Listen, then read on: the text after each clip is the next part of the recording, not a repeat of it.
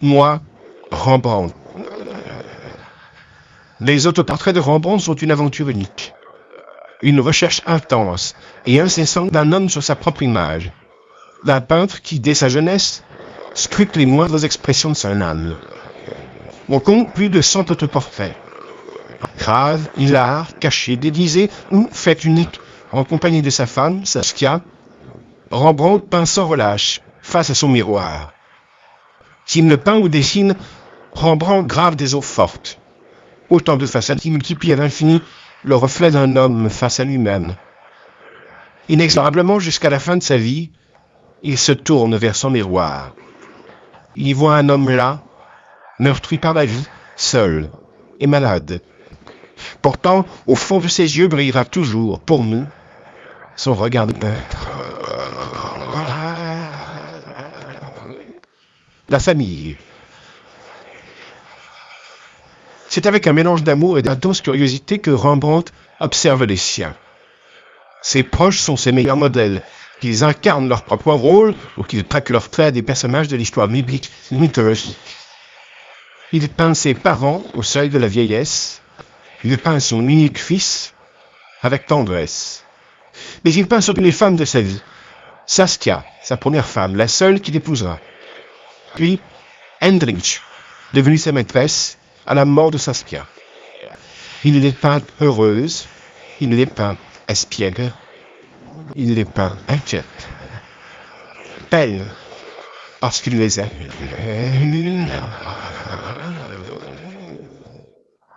Le peuple de Rembrandt. Rembrandt a tout juste 20 ans et déjà du succès. La bourgeoisie hollandaise fait la queue dans son atelier pour se faire portraiturer. Les commandes publiques ou privées affluent. La guilde des drapiers lui réclame un portrait corporatif.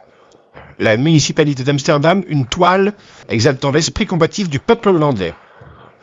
On apprécie sa capacité à exalter la personnalité des modèles, mais on s'étonne aussi parfois de son sens dramatique. Rembrandt ne va-t-il pas trop loin? N'outrepasse-t-il pas ses droits de peintre?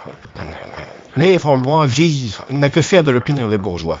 Il veut peindre l'essentiel. L'amour, la vie, la mort.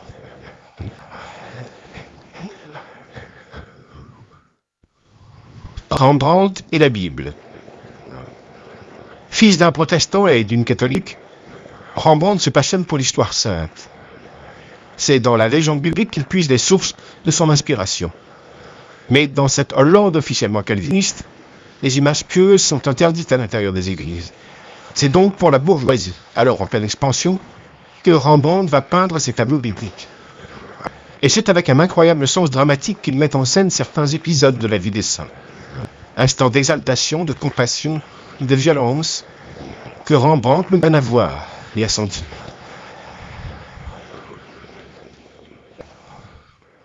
Des saints et gravures. Mais comment Rembrandt s'arrêtait-il donc de travailler? S'il ne peint pas, Rembrandt dessine grave. Il y apporte autant d'attention qu'à son œuvre peinte, et il reste l'un des plus grands graveurs et dessinateurs de son temps. Si Rembrandt dessine, c'est pour comprendre les infimes changements d'un visage, d'une attitude. Il multiplie les dessins à la plume, au fusain, à la mine de plomb, ou encore à la pointe d'argent. Les gravures de Rembrandt sont des œuvres à part entière. Il explore les techniques de l'eau forte et varie sans cesse de sujets. Paysages, scènes de la vie quotidienne ou récits de la Bible. Rembrandt veut tout essayer, tout voir, appréhender la vie et l'être humain dans son ensemble.